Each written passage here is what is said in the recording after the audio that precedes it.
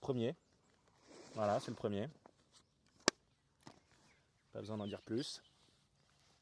La solitude. C'est ça. J'ai fait un voyage de 2 mois seul en gros au Pérou.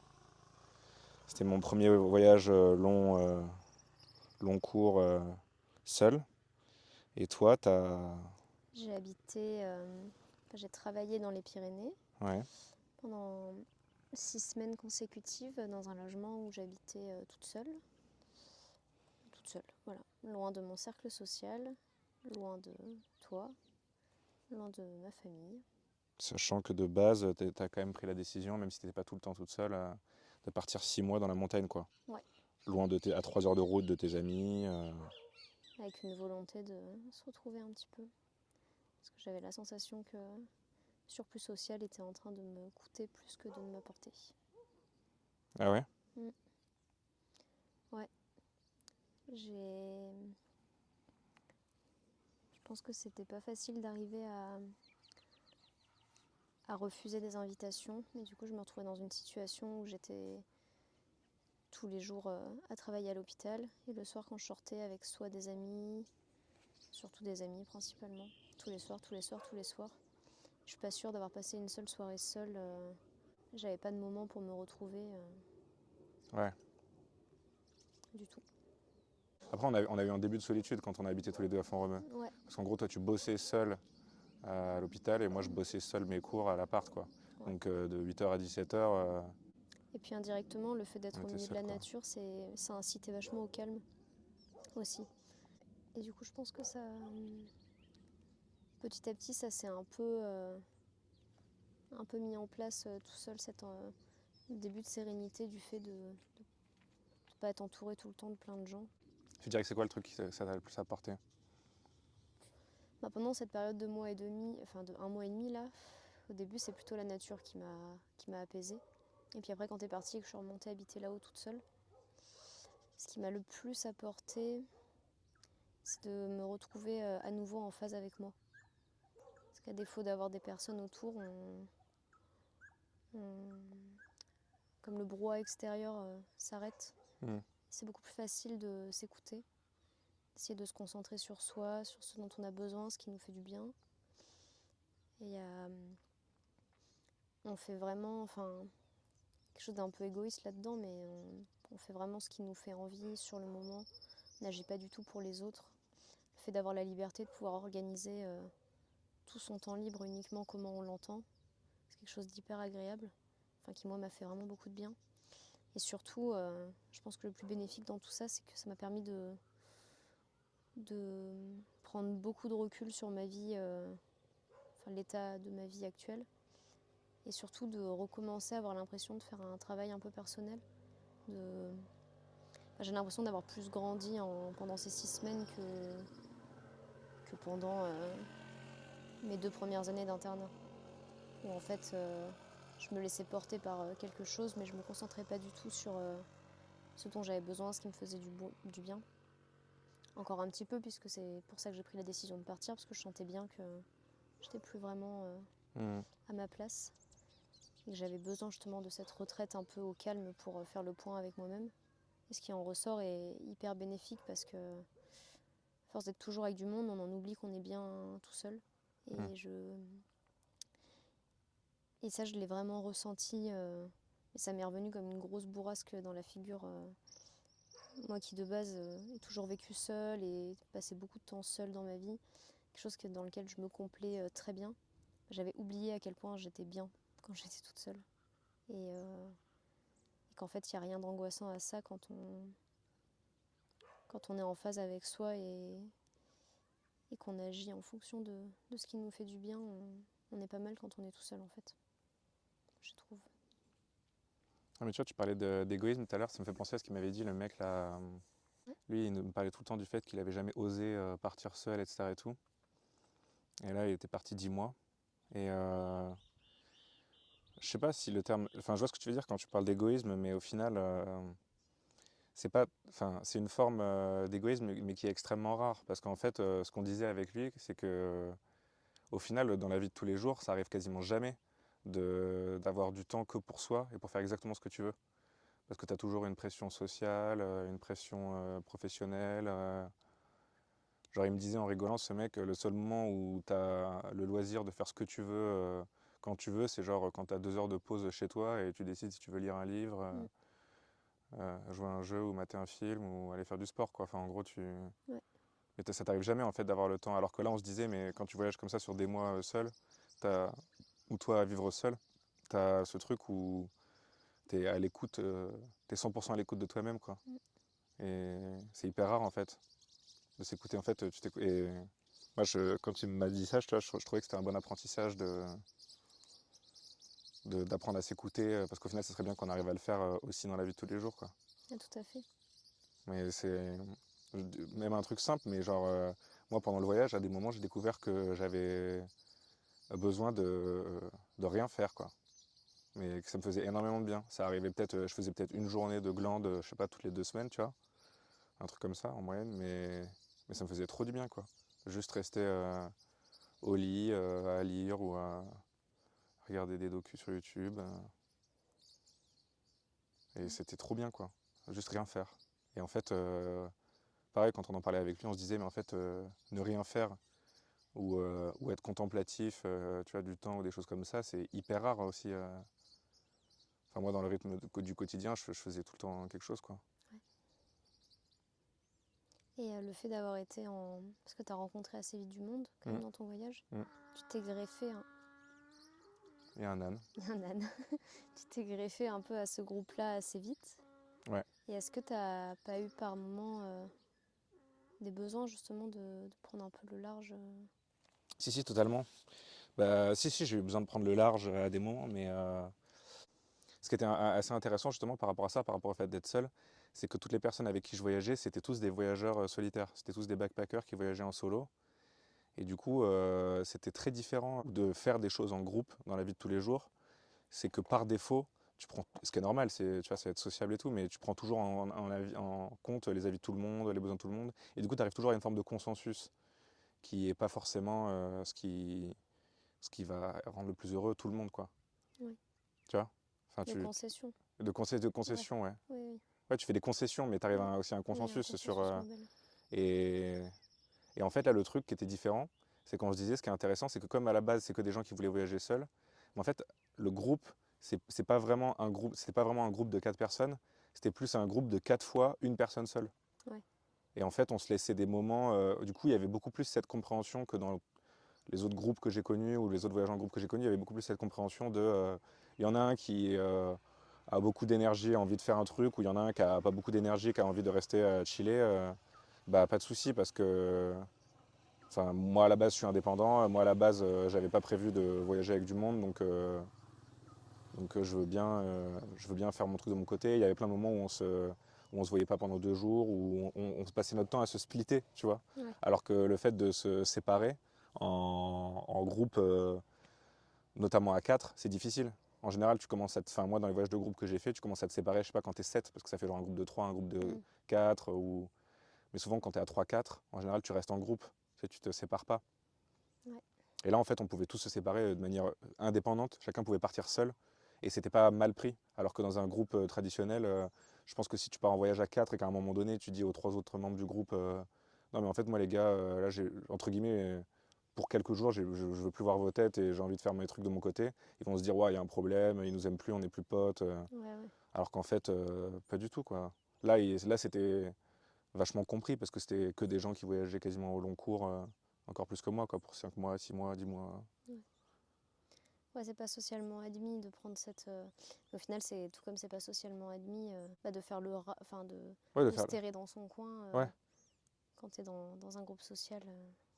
ouais, c'est ça. Ouais. Faire des trucs dans son coin. Mais c'est une décision assez radicale, tu vois, pour quelque chose qui devrait être possible, Ouais. de se sentir seul, euh, d'avoir besoin d'être seul. Mais en fait, sans faire ça, moi, si j'étais resté à Montpellier, j'aurais forcément passé mon temps à faire des trucs avec des potes à Montpellier. Et toi, c'est pareil. C'est difficile quand tout le monde t'invite, et puis aussi parce que c'est les gens que t'aimes et c'est des événements cool qui te proposent, mais de Ouais. dire non, je préfère rester chez moi. Genre, ça peut être mal pris ou ça peut être pris comme un signe de maladie, quoi, un peu. Ah, tu Ouais. vas pas bien, tu restes chez toi, quoi.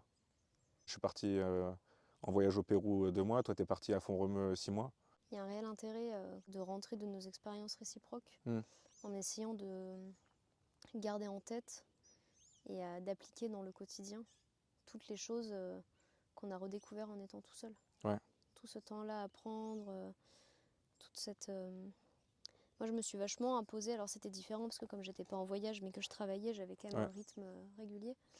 Et je me suis un peu imposée toute une routine de vie autour, à travers des trucs un peu simples comme faire du yoga le matin, de la course à pied le soir, des choses comme ça, qui m'ont fait énormément de bien. Je me couchais tôt, je consommais aucun toxique. Enfin, j'étais vraiment dans un truc hyper sain.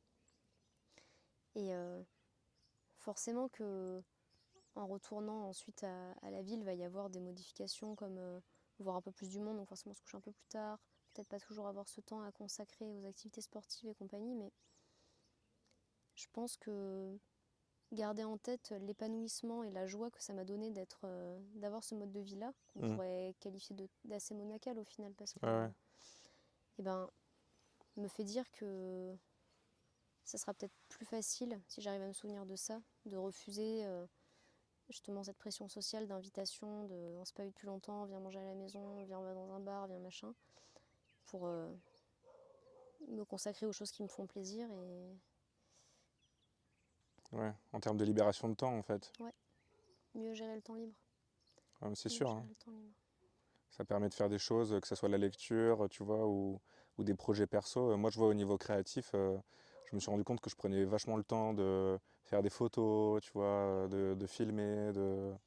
Et le fait de peindre, par exemple, c'est pareil, c'est une mise en retrait. Et en fait, c'est des trucs que je prends jamais le temps de faire. En fait, peindre, je le fais quasiment que quand je suis en craquage un peu, que je suis en mode, mais c'est bon, j'abandonne tout ce week-end. Alors qu'en fait, ça serait vachement bien quand même de pouvoir le faire un peu de temps en temps, le soir et tout. Ouais. Et j'ai senti que je m'épanouissais, tu vois, en étant seul et en prenant ce temps de faire ce côté créatif. Alors que j'ai toujours l'impression que j'ai pas le temps de le faire quand je suis pas seul. Mais en fait, si, t'as toujours le temps, quoi. Mais... Ouais, t'as toujours le temps. C'est juste une histoire de répartition de comment tu t'organises. Puis quand on parlait, tu vois, de trucs solitaires aussi, c'est comme quand on parlait du fait de voir les gens individuellement, quoi. Pour moi, il y a un peu un truc de démarche. Il y a une démarche solitaire pour moi de voir quelqu'un seul à seul, quoi. Ouais, tout à fait. Il y a une volonté de créer du lien beaucoup plus importante que de noyer justement le relationnel dans le groupe. Ça, je suis d'accord avec toi. Ouais. Le plus important, c'est les moments seul à seul avec les amis du quotidien à Montpellier. Et c'est là que je trouve que c'est incroyable, quoi, d'arriver à créer une soirée seul à seul avec quelqu'un où tu bouffes avec lui à 19h et il repart de l'appart à 23h. Ça veut dire que tu as passé 4 heures non-stop avec cette personne à parler. Ouais. Et c'est un truc qui n'arrive quasiment jamais si jamais tu devais te voir en groupe dans un bar ou à l'appart de quelqu'un, faire un repas ensemble, etc., quoi. Ouais, tout à fait. Tout à fait. Et ça, je trouve que c'est des trucs hyper précieux que quand j'ai redécouvert ça un peu en troisième, quatrième année, ça m'a fait énormément de bien, quoi. De redécouvrir qu'en fait, j'étais un peu perdu dans les relations sociales, mais qu'en fait, ce qu'il fallait, c'était rajouter un peu D'individualité. d'individualité. Ouais, tu vois, si on devait parler de la solitude, ça serait, tu t'es pas fait chier en étant seul? Non. J'étais partie avec pas mal de trucs pour être sûre d'avoir de quoi m'occuper. Au final, j'avais beaucoup trop de possibilités. Alors après, il faut aussi... Enfin, Comme le kilo et demi de livres que j'ai trimballé pendant 3 mois voilà, sans en lire aucun. c'est ça. Bah, moi, j'en ai emmené beaucoup des livres aussi là-haut. J'en ai lu pas mal, quand même. J'avais espoir d'en lire un peu plus, mais on peut pas non plus accélérer la vitesse de lecture à l'infini. Mais j'en ai lu pas mal. Ça m'a fait énormément de bien. Après, chacun ses hobbies. Moi, je regarde pas du tout de films, je regarde pas du tout de séries. Ouais. J'ai regardé aucun documentaire. Je m'étais dit que j'allais passer ma Ah vie ouais. sur Arte. J'ai pas ouvert une vidéo YouTube de tous ces jours. Ouais, t'as des full lecture, quoi. Ouais, j'ai fait full lecture. J'ai fait full photo. Ah ouais? Ouais, j'ai... Ah ouais, photo. Photos en tout genre, retouches de photos aussi, c'est quelque chose que j'aimais beaucoup faire avant quand j'étais au Ouais. lycée. Prendre des photos un peu random et puis après aller tirer sur les contrastes, des trucs comme ça pour justement essayer de... Mais du coup, des photos du quotidien? Ouais, des photos du quotidien, des photos de la nature que je prenais le week-end, pas mal. des photos de vue de ma fenêtre aussi. Parce que j'avais... Non mais c'est vrai, hein. J'ai... Tu vois l'album de Ron, la Room with a View, bah, c'était vraiment ça. Tous les matins je me réveillais, j'avais les premières lueurs du soleil là, qui tapaient sur la montagne. Je faisais mon yoga face à ça. Et le soir j'avais les teintes du coucher de soleil qui se reflétaient sur le fond. Quelque chose d'hyper... Donc j'ai fait des photos de ces trucs-là. Enfin, je passais beaucoup de temps à contempler aussi. J'ai vraiment essayé de ralentir. Ouais, beaucoup de lectures, beaucoup de photos, beaucoup de sport aussi. Ça, mine de rien, ça m'a fait beaucoup de bien En fait, en prenant 1 heure le matin pour me préparer, je me suis rendu compte que je pouvais me caler 20 minutes de yoga. J'arrivais quand même pas en retard parce qu'en fait, je passais moins de temps sous la douche, je buvais moins de café, j'étais mieux réveillée, donc du coup, je me préparais beaucoup plus vite. Et donc du coup, je me suis mis à faire ça et c'est vrai que c'est quelque chose, ça pour le coup, que j'ai vraiment envie de ramener par la suite. Mais De prendre ce temps tous les matins. ouais, prendre ce temps pour parce que ta journée, elle commence drastiquement différemment. Enfin, tu as un niveau basal de stress qui est à -12, donc après, même si on t'en rajoute, il y a des chances que tu dépasses pas Ouais, la jauge 0, quoi. en commençant par du yoga tous les jours, quoi. Ouais, ouais. Après, une exigence, tu vois. Que pas dur à mettre en place. Ah, mais tu vois, tu dis que c'est pas dur, mais toi, tu as toujours eu un peu ce truc de te mettre des routines. Mm. Il y a un moment donné, tu faisais du gainage le matin, tu faisais du sport et tout. La Mais c'est pas méditation. évident, tu vois. Moi, j'avais essayé de. Après, c'était à l'époque où je connaissais pas encore vraiment le yoga. J'avais essayé de mettre en place la méditation tous les Mm. matins. Je pense dans le même objectif que toi, tu vois, mais c'est difficile, quoi. Après, bon, comme on sait, tu vois, comme on a découvert, je pense que le yoga, c'est plus facile. Bah, en fait, il faut trouver le truc. Moi, la méditation aussi, j'ai essayé. Pareil, j'ai lâché parce que la méditation, c'est pas quelque chose dans lequel je me retrouve encore à l'heure actuelle. Ouais. Je trouve ça trop passif. L'avantage du yoga, c'est que ça allie et le côté où tu essaies de te vider la tête et de commencer la journée en te centrant sur toi, Mm. avec des mouvements physiques qui sont pas trop durs pour le matin, et en même temps suffisamment intenses pour t'étirer le corps. Et en fait, tu sens vraiment après que tu es réveillé, mais physiquement parlant. Ah ouais, c'est pour ça que tu disais que tu buvais moins de café? Ouais, Parce qu'en fait, t'as bougé, quoi. ouais. Et sous la douche, enfin, j'utilise plus la douche comme moyen de me réveiller, alors que moi, les 20 minutes de yoga, je les passais sous la douche avant. C'est C'est juste que pas. je sortais de mon Ouais. lit à la tête dans le cul, je me foutais sous la douche comme ça et j'attendais d'émerger. En fait, là, je sors de mon lit la tête dans le cul, je me pose sur le tapis et puis je me réveille comme ça. Non, mais je vois ce que tu veux dire, parce que moi, c'est vrai qu'au final, c'est pareil. Moi, c'est la douche qui fait le on-off Mm. du matin, quoi. Donc ouais, non, le matin, je m'ennuyais pas du tout. À midi, j'en profitais toujours, ça passait toujours hyper vite. Soit je lisais, soit je faisais des démarches administratives, des trucs comme ça. Et ensuite, le soir, ben, ça dépendait de comment je me sentais. Justement, ça aussi, comment je me sentais après le travail. Si je me sentais un peu vidée émotionnellement, Mm. ça avait été une journée difficile, je ne me posais pas de questions, j'avais tout le temps mon sac de sport dans la voiture, je traçais dans un endroit sympa et j'allais courir. Comme ça, ensuite, quand je rentrais à l'appart, j'étais Bien. bien. T'avais pas le truc du vide que tu ramenais à la maison. C'est ça. Et j'avais pas ce truc de un peu d'état de tension où justement je trouve Ouais. que j'ai vachement comblé par voir du monde, faire la fête, Mm. qui est une forme de décompensation pour passer ta journée quand tu as vécu des trucs un peu durs émotionnellement. Bah, si j'avais passé une journée douce et pas trop épuisante, je rentrais chez moi. Soit je lisais, soit je retouchais des photos, soit je mixais aussi. J'ai pris le temps pour ça. J'écoutais de la musique, mais je l'écoutais vraiment. Je Ouais, mettais ouais. pas en fond sonore, je me mettais un set entier, puis je Ouais, ouais. cuisinais en même temps, et puis j'écoutais. Je me disais, ouais, ça c'est. Tout était beaucoup. J'étais vraiment dans le présent en fait. Instant présent, ouais. Ouais, État de flux. c'est ça. J'ai quasiment pas passé un seul moment cet été à avoir hâte d'une situation ou à regretter un moment passé. Enfin, Mm. je me projetais pas du tout dans autre chose que l'instant présent. Et ça, je pense, c'est le truc qui m'a fait le plus de bien en fait Mm. de cet état de solitude, c'est d'être vraiment, fameuse phrase ici et maintenant, Mm. et d'avoir envie d'être nulle part ailleurs. Et ça, c'était, tu te sens, tu te sens entier, tu te sens complet en fait dans ces cas-là, et Mm. t'as vraiment ce sentiment que tout pourrait s'arrêter d'un coup, c'est pas grave. Parce que t'es tellement ancré dans ton instant que le futur a pas d'importance, le passé n'en a plus. Et... Ouais, mais c'est intéressant. Tu vois, le premier truc qui me fait tiquer, tu vois, c'est le rapport à la musique. Bon, même si moi, là, du coup, en voyage, j'ai pas le temps de mixer et tout, mais ouais, trouver ce temps, c'est comme le temps de peindre, trouver ce temps le soir, ça demande d'avoir du temps et d'y consacrer, tu Ouais, vois. Parce que tu peux pas t'y mettre pour 10 minutes, quoi, tu t'y mets pour bien sûr. 1 heure ou deux ou trois.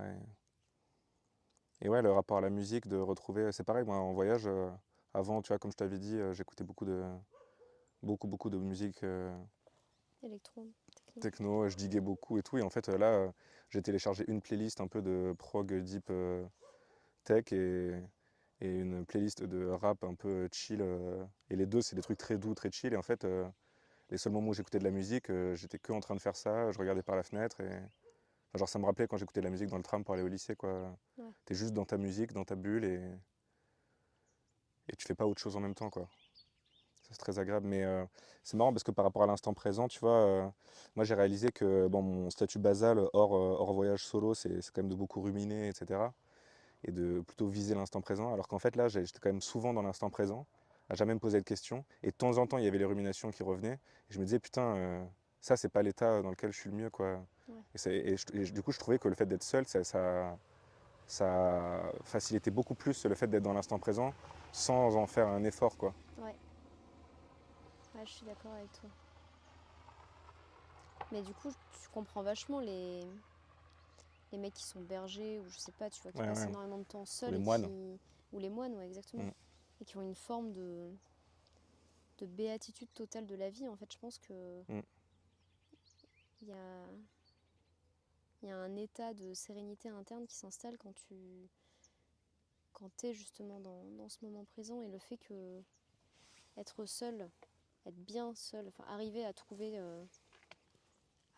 cet état en étant seul, c'est aussi quelque chose de rassurant. Enfin, Être à moi, l'aise avec soi-même. ouais, Ouais, parce qu'il y a quand même beaucoup de gens, tu vois, avant que je parte seul, etc. et tout, qui m'avaient dit pourquoi qui comprenaient pas la démarche. la démarche. Parce que tu vois, comme tu dis là, je pense qu'il y a beaucoup de gens à qui ça fait peur de se retrouver seul. Bien sûr. Déjà, il y a beaucoup de gens qui comprennent pas pourquoi tu veux pas partager ça avec d'autres personnes. Et il y a beaucoup de gens qui Et sont pas à l'aise puis, avec eux-mêmes, quoi, dans ouais, la solitude. puis je pense que toi comme moi, on s'est confronté aussi au questionnement des gens du fait d'être ensemble, de pourquoi tu partais seul. Ouais, ouais. Moi, il a fallu plus d'une fois que je justifie Mm. pourquoi mon compagnon partait en voyage sans moi. Ah ouais, justifié. Bah, En mode, disons, est-ce mais que c'est un problème? Est-ce que vous pourquoi allez il pas n'est pas bien? parti avec toi, pourquoi vous n'êtes pas partis ensemble. Je trouvais ça fou que dans la tête des gens, ça soit aussi binaire de si t'es en couple, tu peux pas partir seul. Ah, mais après, ça, c'est la vision aussi où en fait les deux personnes d'un couple forment une entité, une nouvelle entité qui est devenue quasiment indissociable. Si tu invites un membre du couple à bouffer quelque part, c'est un peu mal vu de ne pas inviter son compagnon ou sa compagnonne, Ça sa compagne. compagne. Un sauvageon, une sauvageonne. Ouais, mais justement, là aussi, il y a une dimension intéressante, je pense. Parce que là, du coup, tu n'as plus de solitude aussi. Ouais, c'est ça. C'est qu'en fait, je pense que toi comme moi, on est des personnes qui de base sont très bien avec eux-mêmes. Enfin, n'ont pas de difficulté à passer du temps seul. Et en fait, même si toi comme moi, on a cette conscience, tu en as cette volonté de pas habiter ensemble. En fait, si ce que tu avais besoin à ce moment donné, c'était d'être seul, bah, c'est chouette, mais tu t'es un peu oublié quoi, dans la balance, quoi. Un bon parallèle avec les relations sociales, je trouve. En fait, sur le moment, t'es tenté, alors que si ton envie de base, c'était de passer une soirée tout seul à boire de la Ouais. tisane et à bouquiner, c'est ça qu'il fallait faire. Mais Fallait encore pas faut-il avoir la céder. chance d'avoir quelqu'un qui accepte d'entendre ça, quoi. Oui, oui, totalement. Quand je suis parti, les gens de mon entourage me disaient mais pourquoi tu pars seul? Et en fait, les gens que j'ai rencontrés qui étaient des backpackers solo, bah, eux c'était plus dans l'autre sens vu qu'ils comprenaient. Ils disaient ah mais toi tu as eu la chance d'avoir une relation Ouais, qui comprenait ce besoin d'être seul, quoi. ah, tout à Parce qu'il y fait. a quand même beaucoup de gens que j'ai rencontrés en voyage qui sont partis solo et qui, pour pouvoir partir solo, ont un peu tout lâché, quoi. Ont quitté leurs copains, copines, ont quitté leur taf. Pourquoi les gens partent seuls? Et qu'en fait, moi je trouvais qu'il y avait quelque chose à comprendre derrière ça. Peut-être parce que moi-même j'ai essayé de comprendre pourquoi j'avais envie de partir seul. Lui il me disait que selon lui, bon, il n'y avait pas forcément toujours quelque chose à comprendre, il a sûrement raison. Mais en tout cas, il y avait quand même ce truc des gens qui quittent tout, quoi. Ouais. Et des gens qui sont un peu en craquage d'un, de quelque chose, quoi. En craquage d'un taf qui leur va pas. Putain, il fait du bordel ce piaf, hein. Ouais. D'ailleurs, je pense que toi comme moi, on n'aurait pas supporté sur le long terme.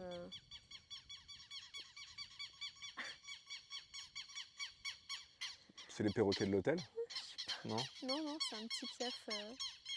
Putain, la vache. Ah, mais n'empêche que la tendance naturelle des choses est À à s'installer faire ça, ensemble. à s'installer Oui, ensemble, oui. etc. Parce que financièrement, tu vois, quand on parle de solitude, que ce soit en voyage là, ou en démarche de solitude à la montagne en travaillant, ou dans la vie de tous les jours, je trouve que les messages, c'est aussi un grand truc de solitude. Tu vois, moi, j'ai jamais supporté les messages, je réponds jamais. C'est d'être peinard et de pas être tout le temps sollicité, alors que tu as quand même beaucoup de gens qui sont en permanence Ouais, à SMS, Insta, Facebook, ce que tu veux. ouais, tout à fait. Ouais, et de pas sentir cette espèce de spectre un peu permanent que tu peux avoir, que tu sois en rando ou que tu sois en festival ou ce que tu veux, des moments où justement on t'incite à déconnecter de ton portable, Mm. qui vont avoir ce besoin de plusieurs fois dans la journée d'aller s'isoler, de répondre, de... Story. Ouais, mais même surtout dans ce lien un peu Ouais. relationnel avec le partenaire, je trouve. Ah oui, oui, oui. Qui Oui, vont ah, mais devoir attends, désolé, il appeler. faut que j'appelle, Ouais, c'est ça. Faut que machin, j'appelle parce que là, machine. j'ai pas répondu depuis 6 heures, je suis en train de me faire engueuler. Enfin, des trucs Ouais. qui moi, me seraient profondément insupportables. Mais du coup, je comprends que quand tu sois habitué en tant que personne à être tout le temps dans ce truc, d'avoir tout le temps une compagnie au moins numérique, Ouais. le fait de se dire je vais me retrouver tout seul, ça soit quelque chose qui soit extrêmement angoissant. T'as tout le temps tous tes amis dans ta poche, quoi. C'est ça. T'es jamais vraiment seul. Et le livre de Sylvain Tesson, là, Dans les Mm. forêts de Sibérie, il part, en fait, il a une compagne qui est restée en France. Il a quasiment aucun moyen de parler avec les gens à part un téléphone satellite. Sa seule compagnie, c'est les livres qu'il a emmenés et vodka et vodka de Sibérie. Et comme il tient un journal de bord, tu vois vraiment cette espèce d'évolution de son mode de fonctionnement, de sa pensée, sachant que c'est déjà quelqu'un Mm. qui, je pense, est assez à l'aise d'être seul. Et même dans les moments qui sont difficiles, il en retire vraiment par la suite des enseignements hyper intéressants. Et se rendre compte qu'en fait, tu peux passer 6 mois dans une cabane et que t'en meurs pas, Mm. bah, je pense que ça te permet de revenir beaucoup plus apaisé dans ton Serein. quotidien par la suite. Et elle avait dit, elle m'avait dit, je sais pas ce que tu vas chercher en partant seul, mais j'espère que tu le trouveras, quoi. Bah, je sais pas ce que je suis venu chercher, mais je crois que j'ai trouvé un truc, je sais pas. Ah, mais c'est souvent. Moi, c'est ce que j'ai dit à beaucoup de gens aussi en partant. Ah ouais. Je sais pas ce que je vais chercher là-bas, mais je reviendrai forcément avec quelque chose. Bah, ça fait peur, hein, c'est sûr. Moi, je me souviens, mon premier vrai voyage seul, C'était en Chine. c'était en Chine. Et je suis rentrée de là avec un espèce de. Je sais pas si c'est de l'amour de soi, ou plus d'estime, ou plus de confiance, mais c'était un espèce de mélange de tout ça, de se dire, bah. Je m'étais catapultée toute seule dans un pays dont je parlais Mm. pas la langue, hyper hostile, une dictature. Il n'y avait rien qui allait dans cette destination. Et en fait, de voir que tout s'était bien passé, que j'avais réussi à me sortir des situations foireuses, que. Mm. Enfin, j'ai pleuré 3 fois dans ce voyage et à aucun moment c'était de tristesse ou de panique, c'était toujours d'émotion, tu vois. Mm. C'était toujours d'émotion parce que je vivais des choses incroyables et que j'étais hyper touchée par ce qui m'arrivait et je me disais, mais quelle chance, enfin, quelle, ouais, quelle chance justement d'avoir eu les couilles de partir, quelle chance de vivre ça, et même quelle chance d'être aussi bien avec soi-même, enfin d'arriver à s'estimer suffisamment pour se faire ce genre de cadeau, enfin se dire, c'est très dissociatif là ce que je raconte, mais je me disais vraiment, j'ai beaucoup de bienveillance envers moi-même en Tu me penses que tu as faisant besoin de vivre ce genre t'estimer? d'expérience. De quoi? Tu penses que tu as besoin de t'estimer toi-même pour faire ça? T'en estimer Ben, capable? je sais pas. Je sais pas si t'en as besoin. En tout cas, moi, T'avais besoin d'estime de toi pour arriver à faire ça? je pense que mon estime de moi a été, Augmenter? ouais, augmentée, c'est pas vraiment le, peut-être. Enfin, en tout cas, elle était meilleure, plus. Et je le dissocie vraiment de l'ego. C'est assez différent, mais juste me dire bon bah, t'as été capable de faire ça, et surtout t'en as tiré beaucoup de plaisir. Et à la fin, je le voyais vraiment comme un cadeau que je m'étais fait, tu vois, cette expérience, parce que ça m'a apporté tellement. Et là, je fais un peu ce parallèle-là avec ce que je vis à Font-Romeu, parce que tout le monde m'a dit, ouais, partir à 3 heures de route de Montpellier, mais t'es folle. Et quand je redescends, la plupart des gens me disent, alors comment ça va là-haut, tu te sens pas trop seule? C'est vraiment la première question des gens, Mm. c'est tu te sens pas trop seule? Bah si, je me sens seule, mais c'est génial. Enfin, je n'ai pas été aussi bien depuis super longtemps. Et les gens comprennent pas forcément. Et d'ailleurs, j'échange avec plein d'autres internes qui sont bien moins loin de Montpellier et qui pour autant vivent très mal cet isolement. Parce que je pense sont dans une forme de combat par rapport à ça, à pas du tout essayer de tirer profit de l'expérience, mais plus à se dire putain, je serais beaucoup mieux avec tous mes potes et là je suis pas bien. Ils n'arrivent pas à. Et après, je pense aussi que c'est des différences Après, c'est des différences de personnalité, de tu vois. Parce personnalité. que Ouais. toi, tu dis que ça a été un cadeau que tu t'es fait à toi de partir seul un mois en Chine, mais en fait, par exemple, à un moment donné, là, je parlais avec une des filles de ma promo, je lui disais que j'étais parti seul, et elle m'a dit, oula, c'est pas toujours facile de partir seul. Parce visiblement, elle a eu des expériences où elle est partie seule et elle en a souffert, quoi. Mm. Donc je pense qu'il y a aussi des types de personnalités où, en fait, quand tu te retrouves seul, t'en souffres parce que peut-être tu ressens pas ce besoin-là. Tu vois, c'est une histoire de caractère aussi, je pense. Ouais, ouais. Non, non, tout à fait. Mais c'est le genre de décision que tu prends qui a aussi un ruissellement sur tes proches. Et que voilà, à force de voir des amis à lui qui sont partis comme ça et de voir que ça a été toujours des expériences, soit sur le moment, soit a posteriori quand même. Bénéfique, ouais. Et après, je pense qu'il y a aussi un profil qui est bien avec Après, c'est un lui-même. profil solitaire, hein. Ouais, voilà, qui a pas de Un peu casanier. difficultés. Ouais, ouais, enfin, qui est bien en phase avec lui et qui justement, je pense, contrairement à nous deux, a beaucoup plus de. Comment dire? Plus à même de refuser des propositions sociales Ouais. plutôt que. Beaucoup plus à même d'appliquer la solitude au quotidien, quoi. Ouais, tout à fait. Savoir dire non pour prendre du temps pour lui, chose que nous, en tout cas, on n'arrivait pas à faire Sans partir, quoi. sans partir. Ouais, c'est vrai que totalement. Au final, il y a beaucoup de gens qui arrivent à passer des moments seuls. On disait, putain, mais pourquoi tu veux pas sortir à tel endroit et tout quand on était plus jeune? Et en fait, ils nous disaient, ouais, mais moi j'ai besoin de me poser à la maison, là, ce week-end, machin et tout. Et ça, j'aurais été un truc qui a été sujet de critique, tu vois, de la part de son Bien groupe sûr. social et tout. Mais en fait, et même moi, ça me faisait chier parce qu'en fait, je voulais le voir plus souvent, etc. et tout. Mais en fait, dans le fond, il était beaucoup plus à l'écoute de soi, tu vois. Mm. Visiblement, lui, et je crois que ses parents sont aussi comme ça, tu vois, Ouais. sont beaucoup plus dans ce truc. C'est aussi des personnalités, je pense qu'ils sont un peu plus casaniers et tout, mais en fait, ils ont cette science de savoir passer du temps pour soi. Ouais. Ils savent faire ça et je pense que ça leur fait du bien, quoi.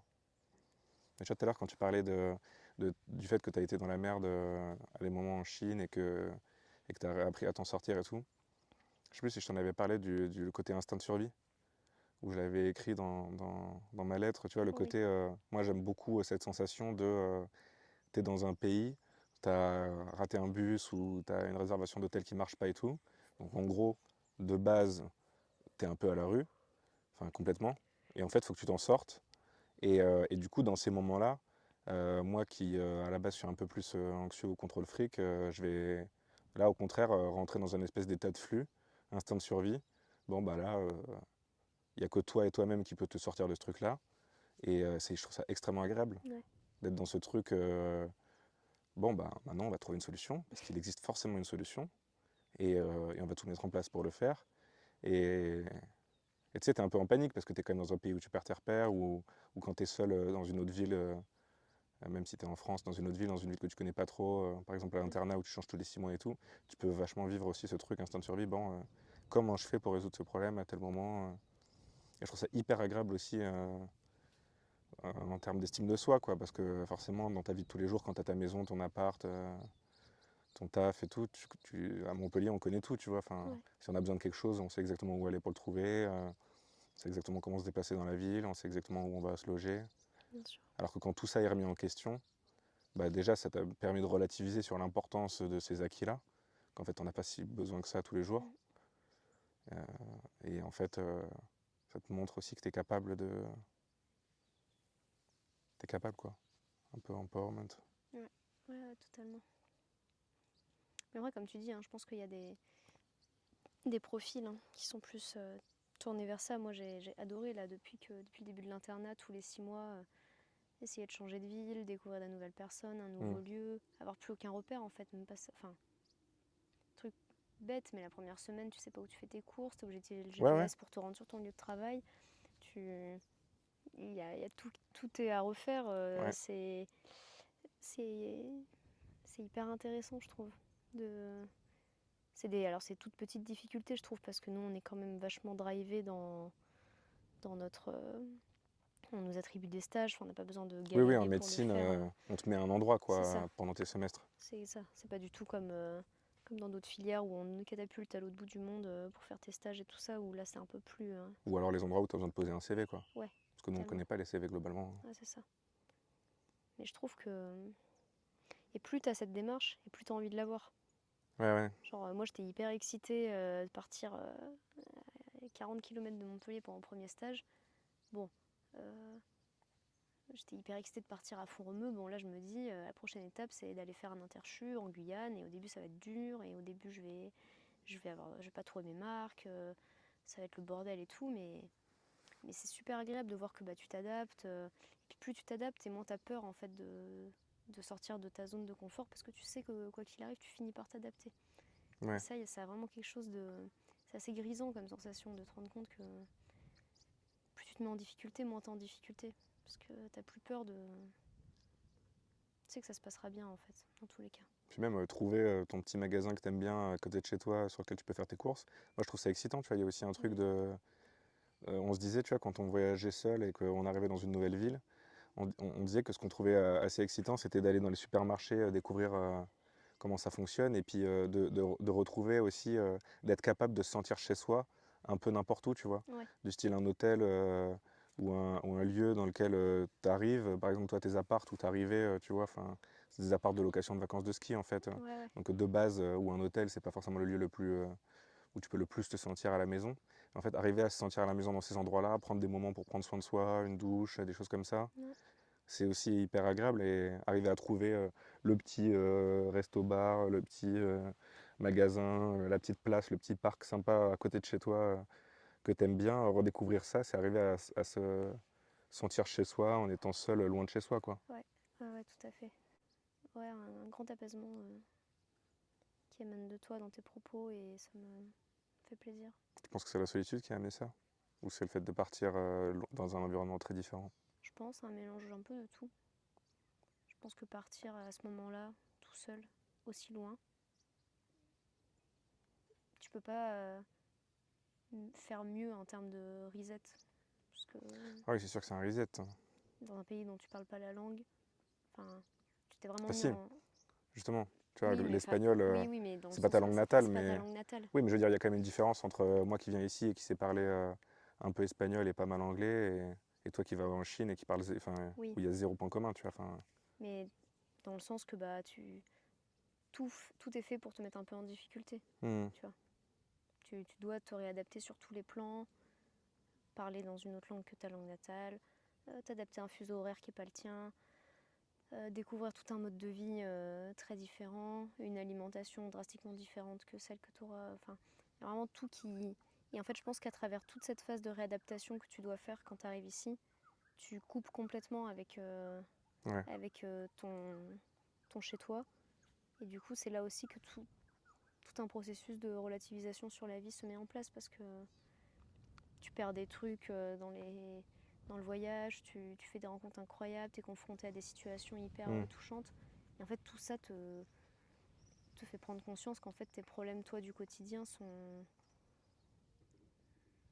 au final tes problèmes à toi, mais que c'est. Oui, c'est que c'est totalement relativisable, Voilà, que c'est qu'une part de ta vie, que c'est la part...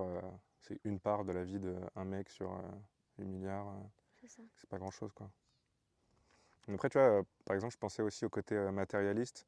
Moi, je trouve que le fait d'être parti seul et en backpack, c'était aussi, en fait, j'ai que 4 t-shirts, quoi, ou 3 t-shirts, j'ai un jean. Ouais. Et même toi, tu vois, quand t'es parti à Font-Romeu, t'as une garde-robe qui pourrait remplir l'appart, et en fait, t'es parti avec un quart de ça, Oui, et tu te rends compte que c'est déjà trop.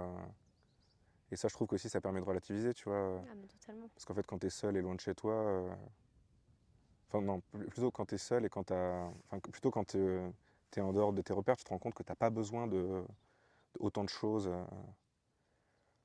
Ouais, tout à fait. Moi, j'ai toujours pété un plomb pour avoir un lave-linge. Et en fait, ici, j'ai pas de lave-linge. Et je m'en sors parce qu'en fait, j'ai besoin de faire ma laverie qu'une fois toutes les semaines, tous les 10 jours. J'ai Oui. 4 t-shirts, ça va hyper vite. Puis ça te donne aussi le goût d'avoir un peu moins, quoi. Moi, tu vois, je suis hyper accumulateur de 12 000 trucs. Enfin, mon déménagement, ça a rempli jusqu'au plafond le garage de mes parents. Et en fait, là, je voyage avec un sac à dos de 50 litres et j'ai tout T'as ce qu'il tout me ce faut, qu'il te quoi. faut. Ouais. Ça fait aussi relativiser, tu vois, sur le fait que tu as une emprise matérielle. Enfin, les choses que tu possèdes te libèrent pas forcément, quoi. Mm. Elles peuvent aussi t'empêcher de te mouvoir. Tu vois, mes parents, ils ont toujours dit qu'adopter un chat ou un chien, c'était une responsabilité parce que tu t'es engagé, tu as besoin d'une présence, etc. Et tout. En fait, je trouve que ça s'applique aussi au fait d'avoir beaucoup de meubles, beaucoup de fringues et beaucoup d'affaires, quoi. Ah, bien sûr. T'es moins libre d'être seul et mobile quand tu as beaucoup de choses, quoi. Ah, ouais, tout à fait. Quand tu dois trimballer beaucoup de choses. Non, non, tout à fait. Même à travers les divers déménagements, moi je m'en suis bien rendu compte, hein, que quand tu dois faire rentrer toutes tes affaires dans ta Toute ta vie voiture, toute ta vie dans une voiture. dans une voiture, Ouais. bah, c'est un bon travail de délagage, hein. Tu te dis, bon, ça finalement. Il faut quand même préciser qu'on est dans le désert de Tatacoa, en Colombie. Tout à fait. Bon, t'as autre chose que tu as envie de me dire sur la solitude? Non, que je nous souhaite, à travers cette expérience réciproque,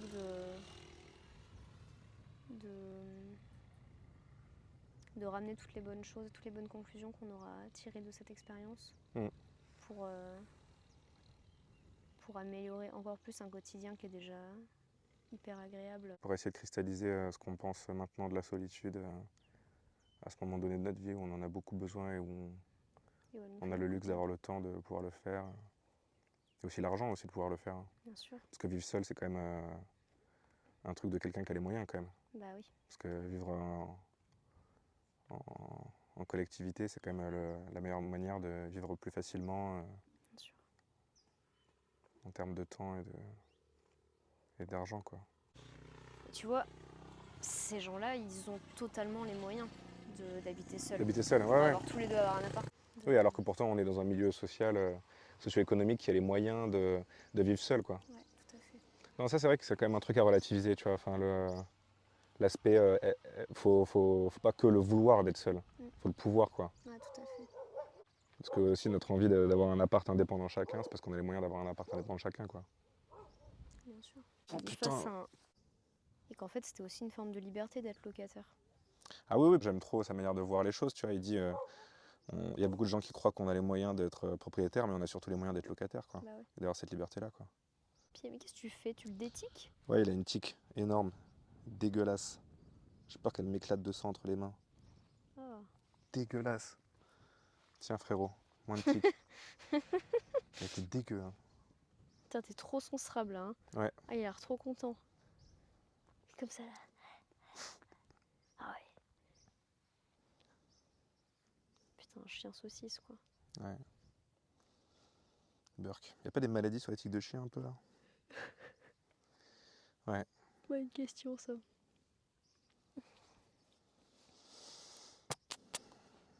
Salut. Aujourd'hui, on se retrouve pour une séance d'ASMR dans le désert. On va faire des petits bruits pour vous aider à vous endormir. Vas-y le chien. Fais des bruits pour aider le public à s'endormir. Vas-y le chien, vas-y le chien.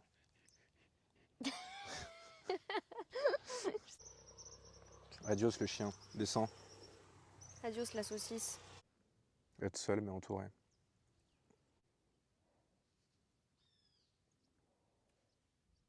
On a fait le tour de la question.